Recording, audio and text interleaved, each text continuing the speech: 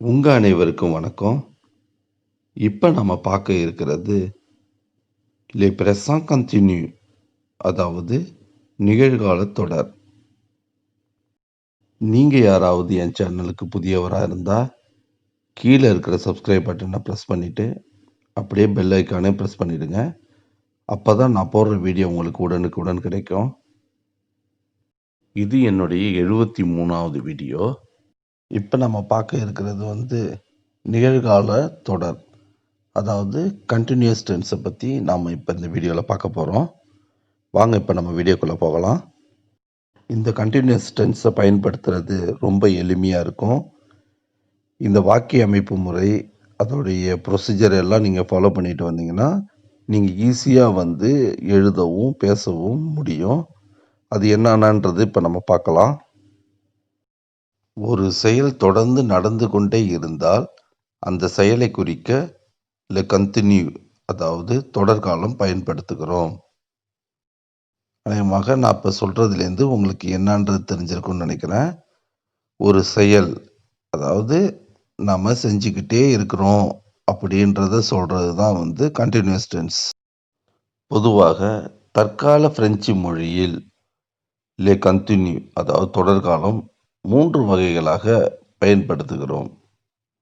அது என்னென்னன்றதை இப்போ நம்ம பார்க்கலாம். முதலாவது "le présent continu" அதாவது நிகழ்கால தொடர். இரண்டாவது "le passé continu" இறந்த கால தொடர். மூன்றாவது "le futur continu" அதாவது எதிர்கால தொடர். இப்போ அது என்ன, அதோடைய வாக்கிய அமைப்பு முறை, அதற்கான உதாரணத்தை நம்ம பார்த்தோன்னா, அது எப்படி பயன்படுதுன்றது உங்களுக்கு எளிமையாக புரியும். இப்போ நாம "le présent continu" அப்படின்னா என்னன்றதை நம்ம இப்போ பார்க்கலாம். ஒரு செயல் தற்போது ஆரம்பித்து தொடர்ச்சியாக நடந்து கொண்டே இருந்தால், அந்த செயலை குறிக்க "le présent continu" அதாவது நிகழ்கால தொடர் பயன்படுத்துகிறோம். இந்த கண்டினியூஸ் டென்ஸ்லேருந்து நம்ம தெரிஞ்சுக்கிறது என்னன்னா, ஒரு செயல், அதாவது இப்போ எக்ஸாம்பிளுக்கு நம்ம சாப்பிட்றோம், வேலை செய்கிறோம், தூங்குறோம், அதுதான் ஒரு செயல். அந்த செயல் இப்போ ஆரம்பிக்குது. ஆனால் எப்போ முடியுதுன்றது நமக்கு தெரியாது. அது கண்டினியூஸாக நடந்துக்கிட்டே இருக்கும். நான் சாப்பிட்டுக்கிட்டே இருக்கேன், தூங்கிக்கிட்டே இருக்கேன், வேலை செஞ்சுக்கிட்டே இருக்கேன் அப்படின்றத சொல்கிறது தான் கண்டினியூஸ் டென்ஸோடைய மெயின் பர்பஸே. பொதுவாக எல்லா டென்ஸுக்கும் நம்ம அதனுடைய வாக்கிய அமைப்பு முறையை நல்லா தெரிஞ்சுக்கிட்டோன்னா, அதை நம்ம ஈஸியாக எழுதும் போதோ அல்லது பேசும் போதோ அந்த ஸ்ட்ரக்சரை வச்சுட்டு நம்ம ஈஸியாக அதை பயன்படுத்தலாம். ஈஸியாக எழுதும் போது இந்த ஞாபகத்துக்கு வருதுன்றதுக்காக தான் நான் வாக்கிய அமைப்பு முறைன்றதை ஒன்று நான் கொடுத்துருக்கேன் இதில். இப்போ நாம் "le présent continu"டைய வாக்கிய அமைப்பு முறையை பார்க்கலாம். sujet plus être verbe conjugué présent plus en train de plus infinitif plus objet.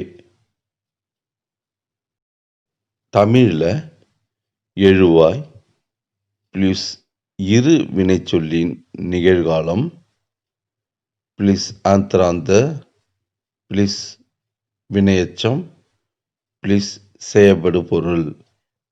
இந்த வாக்கிய அமைப்பு முறையிலேருந்து நீங்கள் தெரிஞ்சிக்க வேண்டிய ஒரு வார்த்தை என்னன்னா ஆந்திராந்த, அதுக்கு அடுத்தபடியாக ஏத்துருடைய ப்ரெசன்ட் டென்ஸுடைய வார்த்தை. இந்த 2 வார்த்தையும் நீங்கள் பார்த்தீங்கன்னா, இந்த வாக்கியம் அதாவது தொடர்காலம், அதாவது கண்டினியூஸ் டென்ஸில் இருக்குன்றத நீங்கள் ஈஸியாக தெரிஞ்சுக்கலாம். அதை ஒரு உதாரணத்தோடு சொன்னால் தான் உங்களுக்கு இன்னும் எளிமையாக புரியும். அது என்னென்னன்றதை இப்போ நம்ம பார்க்கலாம். அதுக்கு முன்னாடி ஏத்திரு வெர்புடைய ப்ரெசன்ட் டென்ஸுடைய அந்த கோஞ்சுகே என்னன்றதை இப்போ நம்ம பார்த்துட்டு அதுக்கு அடுத்தது நம்ம எக்ஸாம்பிள் பார்க்கலாம். உங்களுக்கு ஏற்கனவே ஏத்துரு வெர்புடைய ப்ரெசன்ட் டென்ஸ் உங்களுக்கு தெரிஞ்சிருக்கும்.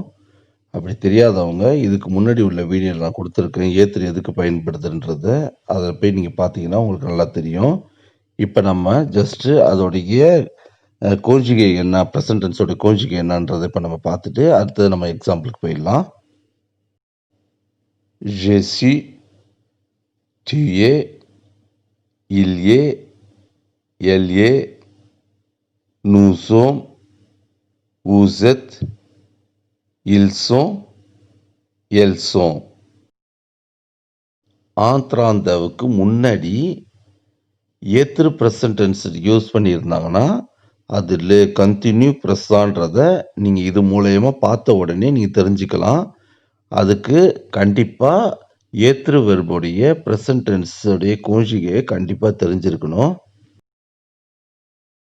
இப்ப நாம அதனுடைய எக்ஸாம்பிள் உதாரணத்த இப்ப நம்ம பார்க்கலாம். முதலாவது Je suis en train de travail. இதற்கு தமிழ் அர்த்தம் நான் வேலை செய்து கொண்டிருக்கிறேன். இப்ப உதாரணத்தை எடுத்து அது எப்படி ஃபங்க்ஷன் ஆகுது அப்படின்றத நம்ம பார்க்கலாம். மீதி எல்லாம் அடுத்தடுத்து நீங்க பார்த்து தெரிஞ்சுக்கலாம் அடுத்ததுல. இப்ப இதுல 3 கலர் குடுத்துருக்கேன். ஃபர்ஸ்ட் இருக்கிறது ரோஸ் கலர், அடுத்தது ப்ளூ கலர், அடுத்தது கிரீன் கலர் குடுத்துருக்கான். இந்த ரோஸ் கலர்ன்றது எதுக்கு யூஸ் ஆகுதுன்னா, அது ஏத்துரு வெர்ப் கோஞ்சியோடைய ப்ரெசன்ட் டென்ஸுக்கு. அடுத்தது திராந்த, அடுத்தது பார்த்தீங்கன்னா இன்ஃபினிட்டிவ். இத அதே கலர்ல தமிழ்ல கீழ குடுத்துருக்கேன். உங்களுக்கு அத பார்த்த உடனே உங்களுக்கு ஈஸியா புரியுன்றதுக்காக தான் அந்த மாரி பண்ணியிருக்கோம். பார்த்து தெரிஞ்சுக்கங்க.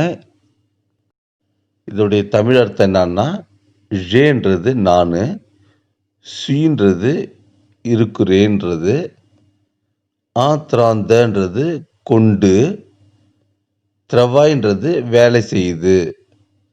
இதிலிருந்து நான் வேலை செய்து கொண்டிருக்கிறேன். அதாவது ஒரு ஆள பார்த்து நம்ம கேட்கும்போது, நீங்க என்ன செஞ்சுட்டு இருக்கீங்க? அப்படின்னா, அவர் வேலைய முடிச்சுட்டேன், இல்ல செய்ய போறேன் அப்படி சொல்லாம, நான் இப்ப வேலை செய்து கொண்டிருக்கிறேன்.